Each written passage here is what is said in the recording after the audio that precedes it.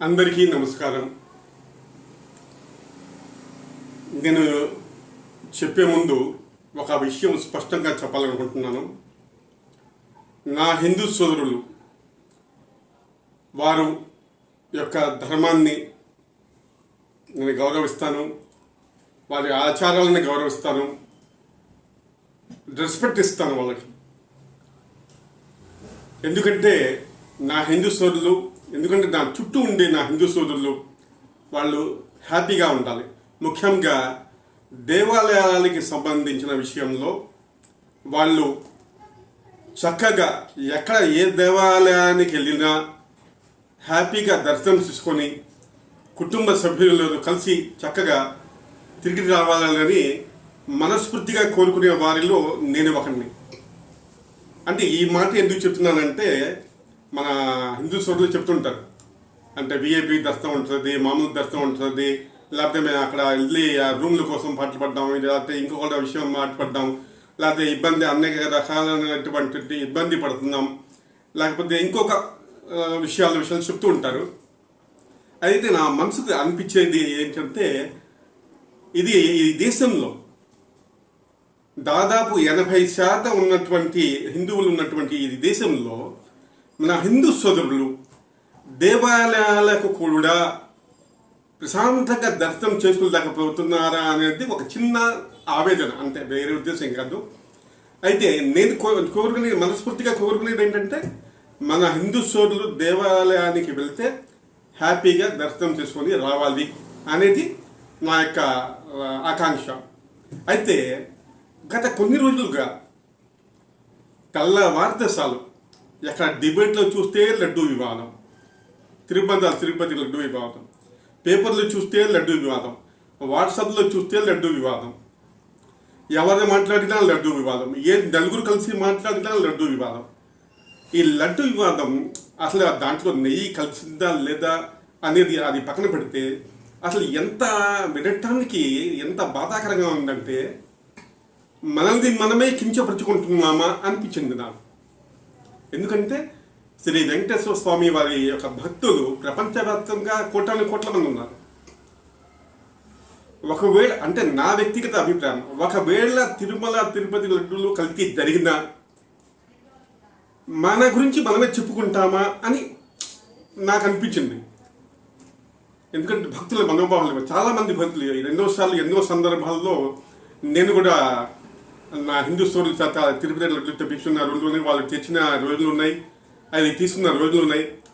అయితే ఇటువంటి సందర్భంలో ఈ న్యూస్ వింటుంటే నాకు చాలా బాధ కలిగింది. ఏంటి, హిందూ ధర్మాన్ని ఏమైనా రాజకీయాలకు వాడుకుంటున్నారా అనేది ఒక చిన్న సందేహం నాకు. హిందువులు వారి యొక్క ధర్మాన్ని ఏదైతే ఉన్నారో వాళ్ళ యొక్క ధర్మాన్ని, వాళ్ళ యొక్క ఆచారాలని వాళ్ళు పాటిస్తూ ఉంటారు, వాళ్ళ ఏదో వాళ్ళ దేవాలయాలు చూసుకుంటూ ఉంటారు.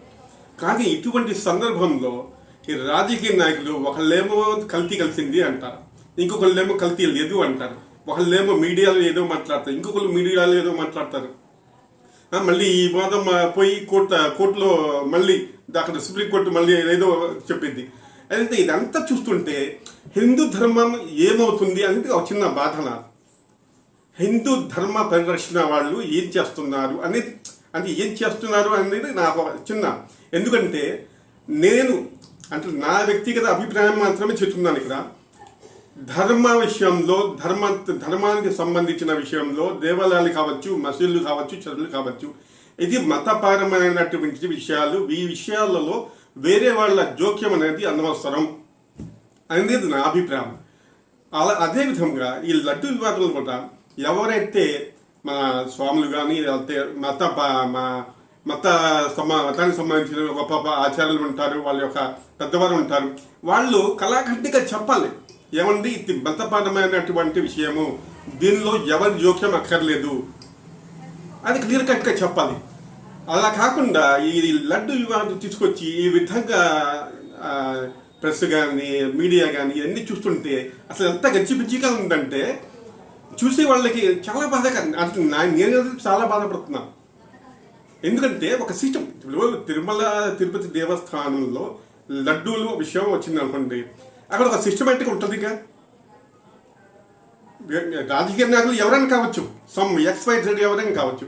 ఏదైతే సిస్టమ్ ఉందో, అంటే సరుకులు లోపలికి వెళ్ళాలంటే టెస్టింగ్ కానీ లోపలికి వెళ్ళాలంటే అక్కడ ఉండే వాళ్ళందరూ హిందూ సోదరులేగా.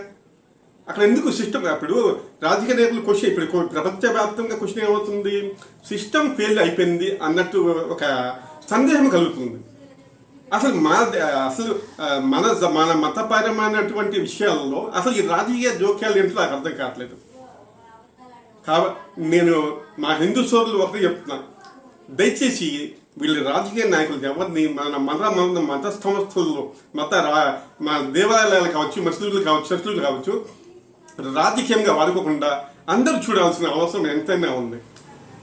ఇప్పుడు మనం ముఖ్యంగా మన హిందూ సోదరులు వారు సరిగ్గా కనుక మేలుకొని వారి యొక్క మత సంస్థలు కాపాడకపోతే ఈ రాజకీయ నాయకులు హిందువుల్ని వాడుకుంటున్నారేమో అనిపిస్తుంది, రాజకీయంగా వాడుకుంటున్నారేమో అనిపిస్తున్నారు.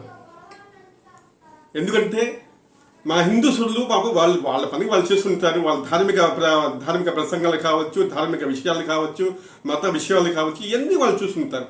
కానీ ఈ రాజకీయ నాయకులు దాంట్లో వచ్చి ఎవరో కమిటీ పెడతారు, ఎవరో వస్తారు, ఎవరో ఇచ్చారు, ఇవాళ ఇది అన్నారు, రేపు ఇంకోటి అన్నారు. ఇంకొక విషయం ఏంటంటే ఈ లడ్డు విషయంలో మళ్ళీ ఇదంతా ప్రస్తావించి మొన్న ఎవరో చెప్పారు, కనకదుర్గమ్మ గుడిలో కూడా లడ్డు విషయంపై మాకు ఏదో అనుమానంగా ఉందని.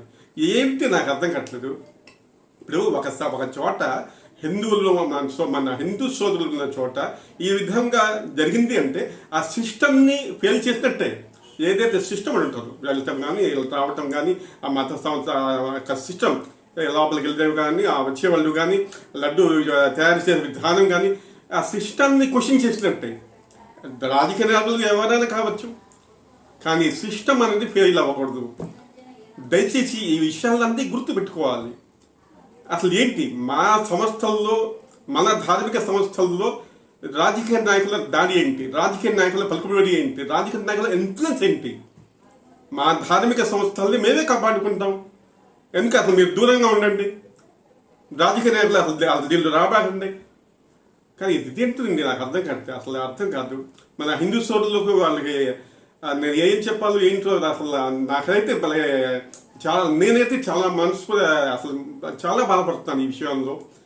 దయచేసి మన హిందూ సోదరులు ఈ విషయంపై దృష్టి సారించి ఈ మత సంస్థల్లో, ఏదైనా మత ధార్మిక సంస్థలు, ధార్మిక కేంద్రాల్లో రాజకీయ నాయకులు వాళ్ళ యొక్క ఇన్ఫ్లుయెన్స్ లేకుండా చేయాలి. వాళ్ళ యొక్క అసలు వాళ్ళ పలుకుబడి అంటే పనికి చేయకూడదు. అసలు దీంట్లో ప్రస్తుతం వాళ్ళు చొరబడకూడదు, అసలు వాళ్ళకి సంబంధం లేకుండా చేయాలి. ధార్మిక ఎవరైనా కావచ్చు, ముఖ్యంగా దేవాలయాల్లో కేవలం హిందువులు మాత్రమే. ఎందుకంటే హిందువులు అంటే ఎవరిని పూజిస్తారో ఆ పూజించే వారు, ఆ ధార్మికాన్ని నమ్మేవాళ్ళు, ఆ ధర్మాన్ని పూర్తిగా నమ్మేవాళ్ళు వాళ్ళు ఉంటేనే అది మొత్తం సిస్టమ్ చక్కగా రండి. వాళ్ళకి అవగాహన ఉంటుంది, ఏది చేయాలో ఏది చేయకూడదు, ఏది తప్పు ఏది గొప్ప. కానీ అలా కాకుండా ఎవరికి వారు రాజకీయ నాయకులు దాంట్లో రావటం, ఏదో జరిగిందని చెప్పటం, అసలు చాలా బాధాకరమైనటువంటి విషయం ఏంటంటే ఒకవేళ జరిగిందా ఇది బయటికి చెప్పడం అవసరమా అనేది కూడా నాకు పాయింట్. ఎందుకంటే మన ప్రపంచవ్యాప్తంగా ఉన్నటువంటి భక్తుల మనోభావాలు దెబ్బతిన్నట్టేగా, వాళ్ళందరికీ సందేహం వచ్చినట్టేగా. ఇప్పుడు దాకా మేము తిన్న లడ్డులు ఫలానా కల్తీ అయి కలిసిందా అని ఇవన్నీ మన పరువు మనం తీసుకుంటావా?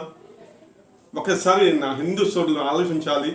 దయచేసి నేను మనస్ఫూర్తిగా కోరుకునేది ఇది ఏమిటంటే మన ధార్మిక కేంద్రాల్లో రాజకీయ నాయకులకి అవకాశం ఇవ్వబాకండి. అది కమిటీలకి కావచ్చు, లేకపోతే ఇంకేమైనా కావచ్చు, లేకపోతే ఏదైనా కావచ్చు. ఎప్పుడైతే రాజకీయ నాయకులు దీంట్లో చొరబడతారో అది ఇలాగే జరిగింది. లడ్డు వివాదం అంది, రేపు ఇంకో వివాదం ఏం చేస్తారో తెలియదు. వాళ్ళ స్వార్థం కోసం అది ఎవరైనా కావచ్చు, మనకు అనవసరం, వాళ్ళ పేర్లు అనవసరం, వాళ్ళ పార్టీ అనవసరం, ఎవరైనా కావచ్చు. కానీ మన ధార్మిక కేంద్రాల పవిత్రత దెబ్బతింటుంది వీళ్ళ వల్ల. ఒక సిస్టమ్ ఏదైతే మనం నమ్ముకుని ఉంటామో ఆ సిస్టమ్ ఫెయిల్ అవుతుంది. జనాలకి ఒక రకమైనటువంటి సందేహం వస్తుంది, ఇక్కడ కూడా ఈ విధంగా జరుగుతుందా అని. ఏదేమైనా కానీ తప్పు ఎవరు చేసినా కానీ ఆ వెంకటేశ్వర స్వామి వారిని అప్రతిష్ట పాలు చేసిన వాళ్ళు ప్రపంచవ్యాప్తంగా లడ్డు గురించి అనేక రకమైనటువంటి అపవాదం చేసిన వాళ్ళు కానీ, లేకపోతే అసలు అవాస్తవాలని నాకు తెలీదు. ఎవరు తప్పు చేసినా సర్వేశ్వరుడి నుంచి ఎవ్వరు తప్పించుకోలేరు. శిక్ష మాత్రం తప్పకుండా అనుభవించాల్సిందే. కాబట్టి నా హిందూ సోదరులు ఒక్కసారి ధార్మిక సంస్థలు అంటే ఎవరైతే పెద్దవారు ఉంటారో, ధార్మికంగా ఎవరైతే పీఠాధిపతులు ఉంటారో వాళ్ళు ఈ విషయం గురించి ఒకసారి ఆలోచించి రాజకీయ నాయకులకు ధార్మిక కేంద్రాల్లో రాకుండా ఏం చేస్తే బాగుంటుందో ఒక మంచి నిర్ణయం తీసుకుంటే బాగుంటుందని నా వ్యక్తిగత అభిప్రాయం. ఇప్పుడు నేను చెప్పిందంతా ఇది కేవలం నా వ్యక్తిగత అభిప్రాయమే, ఎవరిని ఉద్దేశించింది కాదు, ఎవరి మనోభావాలు కించబెట్టడం కోసం కాదు.